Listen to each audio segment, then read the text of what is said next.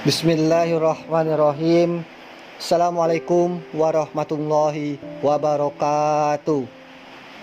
Allahumma sholli ala Muhammadin abdika wan nabiyika wa rasulika nabiyil ummi. Berjumpa lagi di ahli solawat, sahabat-sahabatku pecinta solawat. Semoga dengan menyimak video ini Anda semua mendapatkan ilmu-ilmu amalan yang bermanfaat dan menambah pengetahuan sahabat semua. Semoga video ini juga bisa menghibur sahabat sekalian. Kali ini kita akan membahas tentang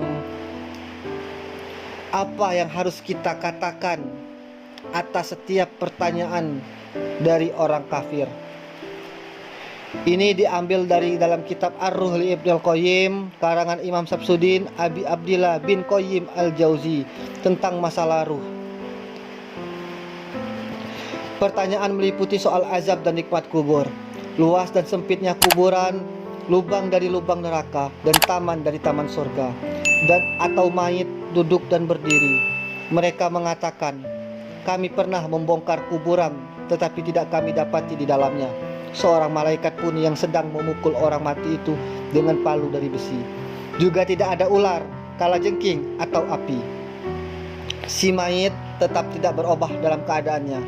Andai kata kami meletakkan sejenis bambu pada dadanya atau semacam alat pengukur pada matanya, maka hasilnya akan kami dapati tidak ada perubahan sama sekali atau reaksi mayitnya. Kalau ia memang duduk, dipukul dan lain-lainnya, bagaimana kami bisa percaya bahwa bumi bisa menjadi luas seluas mata memandang atau 70 hasta atau menjadi sempit hingga menjepit tulang rusuknya? Padahal kuburannya tetap dan lubangnya tetap tidak berkurang dan tidak bertambah dari asalnya. Itu pertanyaan dari orang-orang kafir. Di dalam kitab ini dijelaskan juga jawaban dari pertanyaan-pertanyaan tersebut. Dan dijawab dengan singkat. Allah telah menciptakan putaran masa kepada 3 putaran, dunia, alam barzah, dan alam akhirat, sebagai alam tetap dan kekal. Pada masing-masing putaran ada hukum-hukum tertentu yang ditetapkan berlaku atas manusia yang memiliki tubuh dan jiwa atau badan dan ruh. Dunia adalah daerah yang tampak lahir, maka hukum syariat yang berlaku di atasnya menurut kenyataan secara lahiriah, sedangkan rohania mengikuti di belakangnya. Tetapi alam barzah hukumnya lain. Lahirlah yang mengikuti rohania, sebagaimana rohania mengikuti lahir ketika di dunia. Di dalamnya, badan lahir merasakan apa yang dirasakan oleh ruh dalam sakit senangnya, suka dukanya, azab dan nikmatnya. Sebagaimana ruh mengikuti apa yang dirasakan oleh badan ketika di dunia dalam suka dan lain-lainnya. Di dunia, ruh atau masalah dan problematikanya tersembunyi, sedangkan badan adalah nyata. Di alam barzah, badan yang tersembunyi, sedangkan yang menonjol atau nampak adalah ruh. Sebagai contoh, Allah Subhanahu wa Ta'ala telah memperlihatkan kepada kita setiap kita bermimpi, di mana kita mengalami senang dan takut, nikmat dan menderita secara rohania, tetapi badan mengikuti atau apa yang dirasakan oleh rohani kita pada waktu bermimpi itu berpengaruh pula terhadap badan kita.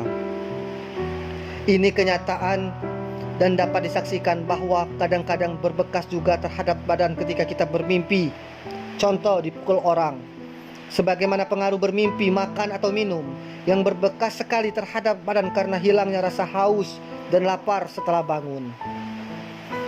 Ada yang lebih aneh lagi, yaitu bahwasannya seorang yang tidur, kita saksikan ia bangun dan memukul atau berteriak-teriak, tertawa seolah-olah ia dalam keadaan jaga, padahal ia tidak merasakan itu.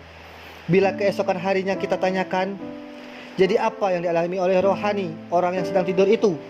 Dinyatakan oleh badan di luar dirinya saja, sebab kalau masuk ke dalam dirinya tentu ia akan bangun. Demikian pula di alam barzah, bahkan lebih hebat lagi, tetapi lebih halus dalam searti sulit bagi manusia untuk mengakalkannya, sebab masalahnya melebihi akal. Maka di alam barzah ruhlah yang merasakan segala azab dan nikmat walaupun ia sendiri tidak terputus sama sekali dengan tubuhnya. Adapun di alam akhirat nanti, maka ruh dan badan sekaligus akan merasakan azab dan nikmat, sebab hukum di sana berlaku atas keduanya secara nyata. Dengan penjelasan ini, maka sedikit akan menguatkan keyakinan mereka yang masih ragu-ragu bahwa apa yang dinyatakan Rasulullah dalam hadisnya adalah hak, benar, kecuali memang hati yang berpenyakit, maka sulit untuk diajak ke jalan kebenaran. Bahkan lebih aneh lagi daripada itu, ialah dua orang yang tidur dalam satu ranjang, sama-sama bermimpi merasakan suatu azab atau nikmat, tetapi satu dengan lainnya tidak saling mengetahui apa yang dirasakan temannya. Maka masalah alam barzah jauh lebih aneh lagi daripada itu semua. Wallahu a'lam bishawab. Nah, itulah sahabat-sahabat sekalian, untuk menjawab pertanyaan-pertanyaan dari orang-orang ateisme atau orang-orang kafir yang menanyakan kepada kita tentang kehidupan di alam barzah. Dan itu juga jawabannya yang diambil dalam kitab Ar-Ruh li Ibnul Qayyim ini. Semoga ini bisa menambah keimanan kita akan alam akhirat dan kematian nanti setelah kehidupan di dunia yang fana ini. Dan kami akhiri dulu video ini dengan kalimat hamdalah alhamdulillahirabbil alamin. Wabillahi taufik wal hidayah. Wassalamualaikum warahmatullahi wabarakatuh.